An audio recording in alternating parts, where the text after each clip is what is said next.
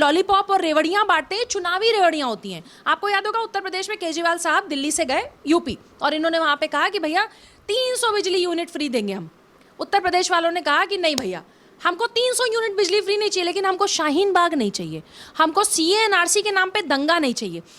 मतलब 6-6 महीने तक शाहीन बाग में वहाँ पे बुर्का पहन के लोग बैठे रहे, बीच सड़क को जाम कर दे, वहाँ से एम्बुलेंस न जाने दे, वहाँ से एम्बुलेंस न जाने देने की वजह से मौतें भी हुई हैं, तो बीच सड़क को हम आपको घेरने नहीं देंगे। तो उत्तर प्रदेश की देखिए जनता बहुत समझदार थी।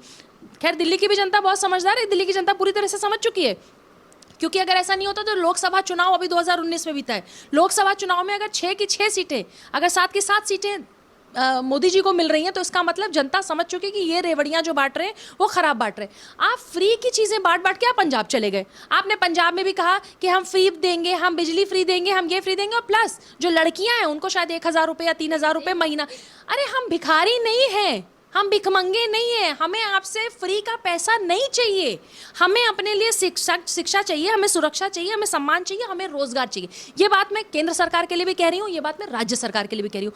हमें ये चाहिए कि हम जब रात को अपनी सड़कों पर निकलते हैं तो हमारे अंदर वो डर और भय नहीं हो कि हमारे बगल से कोई एक गाड़ी आएगी और वो गाड़ी हमें खींच के लेके जाएगी। जो रेप का डर लड़कियों में, वो डर नहीं होना चाहिए। पता है कि मुफ्त की रेवड़ियां बांटने वाले लोग इस तरीके के काम कर सकते हैं, जैसा कि पीएम मोदी ने कहा। नहीं, मुझे तो लगता है मुफ्त की रेवड़ियां बांटने वाले लोग अगली बार सीएम ही नहीं बन सकते। मैं तो चैलेंज करती हूँ कि अगली बार ये सीएम ही नहीं रहेंगे। जनता का पैसा जिस तरीके से आप लुटा रहे हैं ना, अगली बार जनता आपको सीएम की कुर्सी पे भी नहीं देखेगी। बुंदेलखंड एक्सप्रेसवे का इनॉग्रेशन किया है देश के प्रधानमंत्री नरेंद्र मोदी ने, और इसी के साथ उन्होंने तमाम फ्री की राजनीति करने वाले नेताओं के ऊपर भी निशाना साधा है। उन्होंने कहा है कि कुछ नेता देश में मुफ्त की रेवड़ी बांट रहे हैं। देखिए, मैं आपको फिर ये बात कहूँगी कि अभी जो हम लोगों ने क्या किया उत्तर प्रदेश में, मतलब मेरा बचपन उत्तर प्रदेश में ऐसे बीता है कि फ्री का लैपटॉप है, फ्री की साइकिल, फ्री का कुछ, पार्क बनवा दीजिए, करोड़ों अरबे रुपए लगा के। अभी आप नोएडा जाएंगे सेक्टर 16 के पास, करोड़ों रुपए लगा के बहुत बड़ा एक पार्क बना है। मेरा हमेशा से कहना है कि अगर आप मैं जैसे मायावती जी, देखिए उन्होंने बहुत काम किया, मैं किसी सरकार पे नहीं बात कहती। Law and order Mayawati ji की सरकार में फिर भी बेहतर था, मतलब इनके जितना तो नहीं, योगी जी जितना नहीं, लेकिन जो सपा सरकार रही है उसमें मुझे लगता है कि मायावती जी की सरकार ने ज़्यादा बेहतर काम किया लॉ एंड ऑर्डर के रूप में। लेकिन मैं आपसे कहती हूँ कि अरबों रुपए लगा के जब आप एक पार्क बनवाते हैं, उस पार्क का फायदा अगर आप दलितों के लिए काम करते हैं तो मुझे ज़रा बताइए कि वो दलित बच्चे का क्या फ़ायदा है। वो सुबह से शाम तक उस पार्क में बैठेगा। अगर उतना ही पैसा, मैं तो कह रही हूँ उत्तर प्रदेश में आप 20 फैक्ट्री लगवा दीजिए, 50 फैक्ट्री लगवा देते, आप वहाँ पे बोर्ड भी टांग देते कि इस फैक्ट्री में सिर्फ दलित बच्चे काम करेंगे। वैसे यकीन मानिए बहुत खुशी होती मुझे, क्योंकि मैं उत्तर प्रदेश की बेटी हूँ। मुझे खुशी होती है कि अगर मेरे ही उत्तर प्रदेश में, हमारे उत्तर प्रदेश में दलित बेटा, दलित बेटी अगर वहाँ पे पढ़ रहे होते, नौकरी कर रहे होते, सिर्फ उनके लिए होता, आप उनके उत्थान के लिए काम करते। इतने बड़े बड़े पार्क करोड़ों रुपए लगा के, वो हाथी जो आपने लगाए हैं उसका उपयोग क्या है मुझे बताइए ना। ये सिर्फ पूरे उत्तर प्रदेश में हुआ, लखनऊ में भी हुआ है, नोएडा में भी हुआ, और भी बहुत सारी जगह पे पार्क बना होगा। उसका उपयोग होना चाहिए, मेरा ये कहना। अब ये खाली जगह, मैं तो कहूंगी जो उत्तर प्रदेश की गवर्नमेंट है, उन खाली जगहों का भी आप उपयोग करिए। सरकारी ऐसे बहुत से दफ्तर हैं, सरकारी ऐसे बहुत सारे काम है जो उन पार्कों में भी बनाए जा सकते हैं, उन ऑफिस में भी वहाँ पे स्ट्रक्चर बनाया जा सकता है, काम किया जा सकता है। आप उसको उपयोग करिए, क्योंकि वो जो पार्क बना है वो हमारे टैक्स से बना है। उत्तर प्रदेश की जो जनता टैक्स देती है वो उससे बना हुआ है। दूसरा, अब आ जाइए सपा गवर्नमेंट में, साइकिल बांटने से नहीं, उत्तर प्रदेश की, पहले उत्तर प्रदेश वालों को धो लेती हूँ फिर दिल्ली आती हूँ। अगर आप बार बार ये कहते हैं कि साइकिल की बात करते हैं, आप लैपटॉप की, एक बच्चा जिसके पास रिचार्ज करने के पैसे नहीं है, एक बच्चा जिसके पास घर में वाईफाई लगाने के लिए पैसे नहीं है, आपने लैपटॉप उसको क्यों बांटा? वो उसमें सिर्फ फिल्में देखेगा, आप वो उसमें सिर्फ फिल्में ला के देख के आप उसको बर्बाद कर रहे हैं, आप उसके लिए कुछ अच्छा नहीं कर रहे हैं। आप उतना ही पैसा साइकिल बांट रहे हैं, आप लैपटॉप बांट रहे हैं। एक गरीब आदमी अपनी झुग्गी में, अपनी झोपड़ी में लैपटॉप लेके बैठा हुआ है, भाई उतना ही पैसा उसकी नौकरी में, उसकी पढ़ाई में, उसकी चीज़ों में, स्कॉलरशिप में लगा दीजिए ना। अब आप दिल्ली से आइए उत्तर प्रदेश, और बुंदेलखंड पे भी मैं आऊँगी क्योंकि आपने बुंदेलखंड की बात की है। फ्री का जो ये लॉलीपॉप और रेवड़ियां बांटते हैं, चुनावी रेवड़ियां होती हैं। आपको याद होगा उत्तर प्रदेश में केजरीवाल साहब दिल्ली से गए यूपी और इन्होंने वहां पे कहा कि भैया 300 बिजली यूनिट फ्री देंगे हम। उत्तर प्रदेश वालों ने कहा कि नहीं भैया, हमको 300 यूनिट बिजली फ्री नहीं चाहिए, लेकिन हमको शाहीन बाग नहीं चाहिए, हमको सीए एनआरसी के नाम पे दंगा नहीं चाहिए। मतलब 6-6 महीने तक शाहीन बाग में वहाँ पे बुर्का पहन के लोग बैठे रहे, बीच सड़क को जाम कर दे, वहाँ से एम्बुलेंस न जाने दे, वहाँ से एम्बुलेंस न जाने देने की वजह से मौतें भी हुई हैं, तो बीच सड़क को हम आपको घेरने नहीं देंगे। तो उत्तर प्रदेश की देखिए जनता बहुत समझदार थी। खैर दिल्ली की भी जनता बहुत समझदार है, दिल्ली की जनता पूरी तरह से समझ चुकी है, क्योंकि अगर ऐसा नहीं होता तो लोकसभा चुनाव अभी 2019 में बीता है। लोकसभा चुनाव में अगर 6 की 6 सीटें, अगर 7 की 7 सीटें मोदी जी को मिल रही हैं, तो इसका मतलब जनता समझ चुकी है कि ये रेवड़ियां जो बांट रहे हैं वो खराब बांट रहे हैं। आप फ्री की चीजें बांट बांट के आप पंजाब चले गए। आपने पंजाब में भी कहा कि हम फ्री देंगे, हम बिजली फ्री देंगे, हम ये फ्री देंगे, और प्लस जो लड़कियां हैं उनको शायद 1,000 रुपये या 3,000 रुपये महीना। अरे हम भिखारी नहीं हैं, हम भिखमंगे नहीं हैं, हमें आपसे फ्री का पैसा नहीं चाहिए। हमें अपने लिए शिक्षा चाहिए, हमें सुरक्षा चाहिए, हमें सम्मान चाहिए, हमें रोजगार चाहिए। ये बात मैं केंद्र सरकार के लिए भी कह रही हूँ, ये बात मैं राज्य सरकार के लिए भी कह रही हूँ। हमें ये चाहिए कि हम जब रात को अपनी सड़कों पर निकलते हैं तो हमारे अंदर वो डर और भय नहीं हो कि हमारे बगल से कोई एक गाड़ी आएगी और वो गाड़ी हमें खींच के लेके जाएगी। जो रेप का डर लड़कियों में, वो डर नहीं होना चाहिए। मैम, अभी अगर हम दिल्ली की बात करें तो जहां एक तरफ मुफ्त की रेवड़ियां बांटने का बयान देश के प्रधानमंत्री नरेंद्र मोदी ने दिया, तो उसी पर बौखलाहट सामने आई दिल्ली के मुख्यमंत्री अरविंद केजरीवाल की, और उन्होंने कहा कि मैं मुफ्त की रेवड़ियां नहीं बांट रहा हूं, मैं देश की नींव रख रहा हूं, मैं इतना अच्छा दिल्ली में काम कर रहा हूं, पर उसके बावजूद भी कुछ लोग मुझे गालियां दे रहे हैं, मेरे ऊपर तंज कस रहे हैं। दिल्ली की जनता बताए क्या मैं मुफ्त की रेवड़ियां बांट रहा हूँ? वैसे आप नोएडा से दिल्ली आई होंगी इंटरव्यू के लिए। पानी, आज बारिश हो रही है, आपको हमारा जो दिल्ली न्यूयॉर्क बन चुका है पिछले 7 साल में दिखा होगा। आज एक दिन बारिश दिल्ली में होती है और पूरे दिल्ली में पानी की, मतलब एक बार पानी बरसने के बाद पूरे दिल्ली जाम हो जाती है। इतने मतलब नीज तक, घुटनों तक पानी भर जाता है। तो आपने 7 सालों में वो जो फ्री का आपने एक चूरन बांटा है ना, वो फ्री के चूरन की ज़रूरत नहीं थी। आप यहाँ के जो नाले हैं ना, यहाँ के जो रोड है ना, यहाँ का जो बिजली, सड़क, पानी है, आपको वो बनवाने की ज़रूरत थी। आप नहीं वैसे ही रख रहे हैं फ्री में बांट बांट के। अच्छा, फ्री आप लाते कहाँ से? इनसे ज़रा पूछिए कि चुनाव से पहले जो मस्जिदों में सैलरी 3 गुना कर दी जाती है, ये कहाँ से लाते हैं?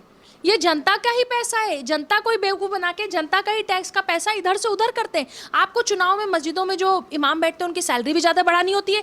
एक दिन अगर केजरीवाल साहब को एक नींव रखी है, तो केजरीवाल साहब आपकी नींव तो आज हिल गई। आज बारिश हो गई, दिल्ली की नींव हिल गई। तो आप नींव की बात मत करिए। नींव रखते रखते देखिए श्रीलंका में क्या हाल हुआ है। श्रीलंका की आपको हालत पता है कि 2 दिन से वहाँ पे इमरजेंसी लगी। क्या बुरी हालत है। एक 20 रुपये का ब्रेड, 30 रुपये का ब्रेड 500 रुपये का बिक रहा है। इंडिया की स्थिति बहुत अच्छी है। कोरोना के बाद बहुत सारे देश बर्बाद हुए। इंडिया की स्थिति इसलिए थैंकफुली हमारे पास नरेंद्र मोदी, दामोदर दास मोदी जैसे प्रधानमंत्री हैं जो पूरे देश का अर्थव्यवस्था को, देखिए मैं इकोनॉमिस्ट नहीं हूँ, लेकिन मैं ये समझती हूँ कि हमारे ही बगल की कंट्री में 500 रुपये का ब्रेड बिक रहा है, हमारे यहाँ वही 20 रुपये का ब्रेड बिक रहा है, हमारे यहाँ वही 30 रुपये का ब्रेड। तो इसका मतलब कोरोना के बाद भी हम बहुत लोग की नौकरियाँ गई, बहुत सारी समस्या है। ये सिर्फ दिल्ली में नहीं है, ये सिर्फ यूपी में नहीं है, ये तो पूरे विश्व में ना। इसके बावजूद कंट्री, भारत बेहतर काम कर रहा है। तो क्रेडिट केजरीवाल साहब को नहीं जाता मैसी, क्रेडिट जो है ना वो भारत के प्रधानमंत्री को जाता है, जो इनकी आंखों की किरकिरी है इस समय। अरविंद केजरीवाल ने तो इन चीज़ों का भी जिक्र किया है कि जो काम मैं दिल्ली में कर रहा हूं वो 1947 या 1950 में हो जाना चाहिए था। आज हमारा देश बहुत ज़्यादा पीछे है, कि बंगाल से भी पीछे रह गया है। हाँ, मुझे भी लगता है। मैं तो ये बात हमेशा कहती हूँ कि भाई 2014 से पहले तो किसी ने कभी पूछा ही नहीं। अचानक से जब मोदी जी प्रधानमंत्री बन जाते हैं तो सबको लगता है हाय सबकी नौकरी चली गई, हाय रोड, बिजली, पानी, सड़क चले गए। भैया जिन जिन गाँवों तक बिजली नहीं जाती थी ना मैसी, जहाँ बिजली के खंभे नहीं थे, उत्तर प्रदेश की बेटी हूँ, गांव-गांव में काम करती हूँ, इसलिए आपको बता रही हूँ, जहाँ बिजली के खंभे नहीं थे वहाँ बिजली 18 घंटे रहती है। उत्तर प्रदेश के चुनाव में गोंडा, बस्ती, बाराबंकी, सलेमपुर, गोरखपुर, देवरिया, जिस बस्ती में चले जाइए, जहाँ चले जाइए, आपको 15 घंटे, 16 घंटे, 18 घंटे बिजली चाहिए रहती है। आज अगर आप पूरे तरीके से सिर्फ केजरीवाल साहब सिर्फ ये कहना चाहते हैं कि जो काम मैं कर रहा हूँ 1947 में हो जाना चाहिए था, 50 में हो जाना चाहिए। हाँ केजरीवाल साहब, आपने बहुत अच्छा बोला है। आप यही चीज़ पूछिए राहुल गांधी से। जब राहुल गांधी से, जब उनकी सरकार के लोग आते तो पूछे कि 1947 में जब देश आज़ाद हो गया और आप 70 साल इस देश में रहे, तो भैया ये स्थिति क्यों है, दिल्ली की ये स्थिति क्यों है। मतलब केजरीवाल साहब के हिसाब से जब ये सीएम बने तो दिल्ली अचानक से न्यूयॉर्क हो गई, पानी लगे हुए पूरे आज पहली बारिश में। इसके 2014 के जस्ट बाद अगर यहाँ की व्यवस्था, चाहे वो मेडिकल की हो, चाहे वो एजुकेशन की है, इतनी अच्छी है, तो अपना ही इलाज के लिए उत्तर प्रदेश के, दिल्ली के लोग बहुत दूर बाहर जाते हैं। क्यों? यहाँ के तो सीएम भी बाहर जाते हैं। क्यों? आप ऐसा कौन सा इलाज है जो दिल्ली में नहीं हो सकता? दिल्ली में तो बहुत सारे अस्पताल हैं, दिल्ली में बहुत बड़े बड़े अस्पताल हैं। कथनी में और करनी में वैसे बहुत फ़र्क होता है। और अब जनता समझ चुकी है कि चुनाव में जो रेवड़ियाँ बांटी जाती है, क्योंकि देखिए अभी गुजरात का चुनाव है, राजस्थान का चुनाव है, हिमाचल का चुनाव, ये फ्री का जो झुमका था ना वो यहीं चलेगा, अब बटेगा नहीं, अब वो यहीं चलेगा। यहाँ की भी जनता अगली बार आपको रिपीट नहीं करने वाली है, ये भी मैं कन्फर्म हूँ। अरविंद केजरीवाल ने कहा है कि दिल्ली में स्कूलों की व्यवस्था और अस्पतालों की व्यवस्था हमारी इतनी ज़्यादा ज़्यादा अच्छी है कि प्राइवेट स्कूल छोड़ छोड़ के जो बच्चे हैं वो सरकारी स्कूलों में आ रहे हैं। और ऐसा ही चीज़ अगर मैं हिमाचल प्रदेश में देखने के लिए मिली थी तो अरविंद केजरीवाल ने कहा था कि यहाँ पे सरकारी स्कूलों में ज़्यादा बच्चे पढ़ रहे हैं, मतलब ये गरीब है हिमाचल प्रदेश। तो वही चीज़ दिल्ली में उल्टी हो गई। देखिए, सबसे बड़ी बात कि मैं ये कहूँगी कि अगर आपको इतना कॉन्फिडेंस है अपने यहाँ मेडिकल की व्यवस्था, तो कोरोना में मतलब उत्तर प्रदेश में 23 करोड़ की जनता पे हाहाकार तो देखिए पूरे विश्व में मचा था। मैं ये नहीं कहूँगी कि यूपी की स्थिति बहुत अच्छी थी और दिल्ली की खराब थी, लेकिन 23 करोड़ की जहाँ जनता है और जहाँ 3 से 4 करोड़, 2 करोड़, 2.5 करोड़ लोग हैं, और जहाँ आपको केंद्र से भी पैसा मिलता है, आपको राज्य, आप तो भाई यूनियन टेरिटरी, आपको केंद्र से भी बहुत सहायता मिलती है, पैसे मिलते हैं, इसके बावजूद दिल्ली में इतना हाहाकार था। आप दिल्ली को कंट्रोल नहीं कर पाए, यहाँ पे बेड नहीं, ऑक्सीजन नहीं, कुछ नहीं, और वहाँ उत्तर प्रदेश में 23 करोड़ की जनता थी। 23 करोड़ की जनता के सोचिए योगी जी ने कितना अच्छा काम किया था हाहाकार के बावजूद, कि पूरे विश्व भर में लोगों ने कहा, आई थिंक ऑस्ट्रेलिया या कहीं के सांसद थे जिन्होंने कहा कि योगी हमें दे दो, तो हम योगी जी को तो नहीं दे सकते, लेकिन और बहुत सारे ऐसे सीएम हैं जो रेवड़ियां बांटते हैं, उनको ले जाइए, हमारे यहाँ वो भीड़ है।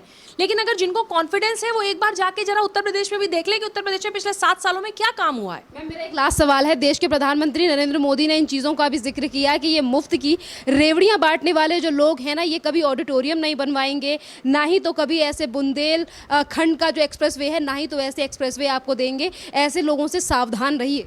वैसे बुंदेलखंड की हालत तो इतनी ख़राब रही है पहले, क्योंकि आपको पता है कि बुंदेलखंड में सूखा इलाका बहुत ज़्यादा है। लखनऊ से अगर आप औराई और जालौन की तरफ बढ़ेंगे, कालपी और इस तरफ की तरफ बढ़ेंगे, तो ये बहुत ज़्यादा वो इलाका है जहाँ पे सूखा रहता है, पानी नहीं रहती। हमीरपुर ये जो पूरा इलाका है, प्लस इससे ज़्यादा परेशानी वहाँ रोड की तो देखिए थी, क्योंकि उत्तर प्रदेश आपको पता है कि पिछली सरकारों ने सिर्फ अपने अपने घर भरने और अपने अपने घर में एमएलए एमपी बनाने का काम किया है। पहली बार मैंने कल तस्वीरें देखी बुंदेलखंड की, जब ऊपर से वो व्यू दिखाया जा रहा था, तो यकीन मानिए ये लग नहीं रहा था कि भारत के उत्तर प्रदेश राज्य के बुंदेलखंड के जिलों के ये तस्वीरें इतनी खूबसूरत तस्वीरें थी। तो मुझे लगता है कि बुंदेलखंड में जो मोदी जी काम करने जा रहे हैं, इसके पहले किसी ने वो काम नहीं किया। मैम, आपको लगता है कि मुफ्त की रेवड़ियां बांटने वाले लोग इस तरीके के काम कर सकते हैं जैसा कि पीएम मोदी ने कहा? नहीं, मुझे तो लगता है मुफ्त की रेवड़ियां बांटने वाले लोग अगली बार सीएम ही नहीं बन सकते। मैं तो चैलेंज करती हूँ कि अगली बार ये सीएम ही नहीं रहेंगे। जनता का पैसा जिस तरीके से आप लुटा रहे हैं ना, अगली बार जनता आपको सीएम की कुर्सी पे भी नहीं देखेगी। केजरीवाल ने कहा कि बांग्लादेश से भी पीछे चल रहा है भारत, वो बांग्लादेश जहां के कोस्ट खाली होते जा रहे हैं, यानी कि वो भी एक तरफ श्रीलंका बनता जा रहा है, और अरविंद केजरीवाल बोल रहे हैं कि हम उनसे भी पीछे हैं। देखिए, मुझे लगता है कि कुछ लोगों को जो भारत की तरक्की है, जो भारत में रोड, बिजली, पानी, सड़क है, वो नहीं दिख रहा। जो भारत में रोड्स बन रही हैं, जो बुंदेलखंड में रोड्स बन रही है, वो नहीं दिख रहे। जो उत्तर प्रदेश के बड़े बड़े हॉस्पिटल बन रहे हैं, वो नहीं दिख रहे। इतने सारे एम्स जो पूरे देश में आ रहे हैं, वो नहीं दिख रहे। गोरखपुर का वो 1000 करोड़ का एम्स, वो नहीं दिख रहा है। तो मुझे लगता है कि जिसको 2014 के बाद जो डेवलपमेंट का काम है वो नहीं दिख रहा, उनके आंखों में मोतियाबिंद है, उनको इलाज की ज़रूरत है। और केजरीवाल साहब को वाकई एक बार 15 दिन की छुट्टी लेके पूरे देश में भ्रमण करने की ज़रूरत है। ठीक है, आप अपने पॉलिटिकल प्लान बना लीजिएगा, आप मोदी जी और योगी जी के खिलाफ भी एजेंडा तैयार कर लीजिएगा, लेकिन एक बार उन प्रदेशों में ज़रूर जाइए जहाँ 2014 के बाद बीजेपी की गवर्नमेंट है और जिस तरीके से मोदी जी और योगी जी ने काम किया है। बहुत बहुत धन्यवाद मैम।